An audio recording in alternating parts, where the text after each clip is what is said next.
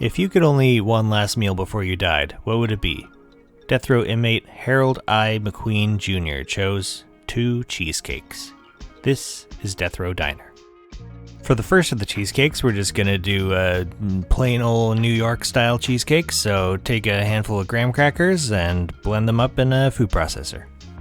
Pour the graham cracker crumbs into a bowl, and then we're gonna add a bunch of melted butter to it. Some sugar as well. Mix until it's well combined.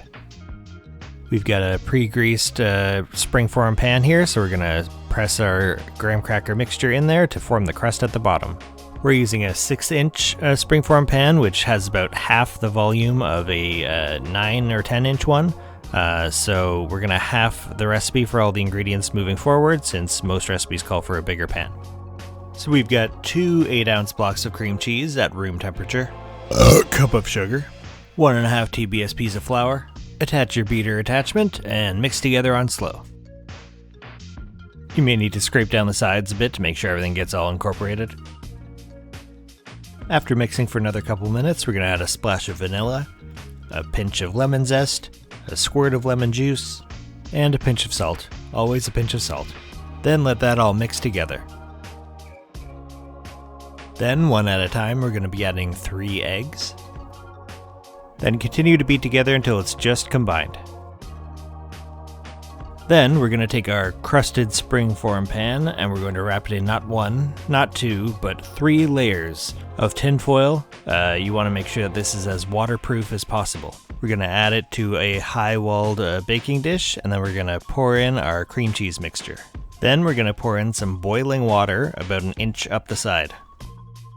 Then into a 325-degree oven it goes for 1.5 hours to 1 hour and 45 minutes. I went for a little on the longer end since this is a little thicker than the recipe usually calls for. I probably should have tented it with foil after a little while to avoid browning the top so much. That may have also contributed to the cracking, which isn't particularly desirable, but I mean, it still tastes the same, so who cares? So we're going to let it cool in the water tray for about 45 minutes, after which we can peel off the foil and then take a thin knife to cut around the edges just to make sure it's all separated. Then we're going to cover it with plastic wrap and put it in the fridge overnight. It's important that it cools all the way through. Now for cheesecake number 2, we're going to go with a chocolate peanut butter cheesecake from omgchocolatedesserts.com. This one's going to have an Oreo crust instead of a graham cracker one. Add your Oreos to the food processor and blend them into a fine dust. In a bowl, mix your fine dust with some melted butter. Stir to combine, and then once again we're going to be pressing it into the greased springform pan. Once again, we're also going to be wrapping this in 3 layers of tin foil to keep it as waterproof as possible. Back to our old buddy stand mixer, we're going to be adding another 2 8-ounce blocks of cream cheese, room temperature, and just under a cup of sugar. Beat together until smooth. Scrape down the sides if necessary. Add half a cup of peanut butter, about 1/6 of a cup of heavy cream, a splash of vanilla, and mix that all together. Scrape down the sides again, continue mixing. Add 2 eggs one at a time.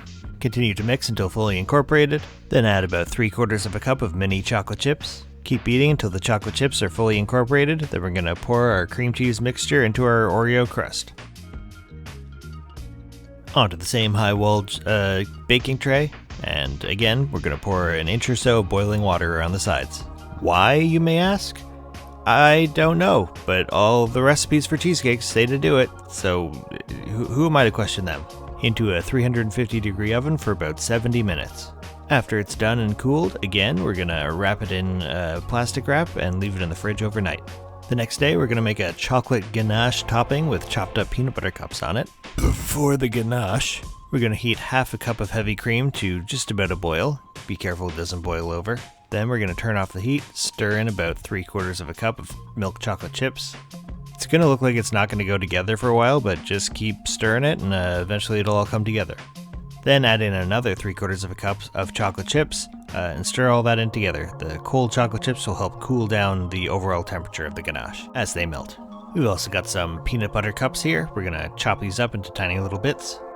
Then we're going to take our cheesecake, take a knife around the edge to separate it from the springform pan, and then open her up. Pour your chocolate ganache all over the cheesecake. It's a little thicker than I intended.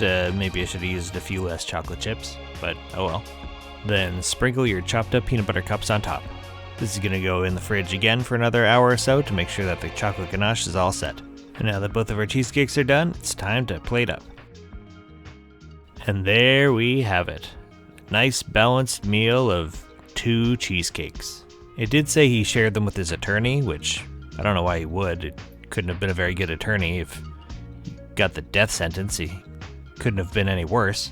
But I guess I shouldn't begrudge an act of kindness. As for the meal, a little untraditional, but it's pretty great. I mean, it's kind of awesome to just have dessert for your final meal. And this chocolate peanut butter cheesecake is killer, no pun intended. And the New York one's not a slouch either. So all in all, I gotta commend this as a last meal choice. I'm gonna have to give it a 7 out of 10.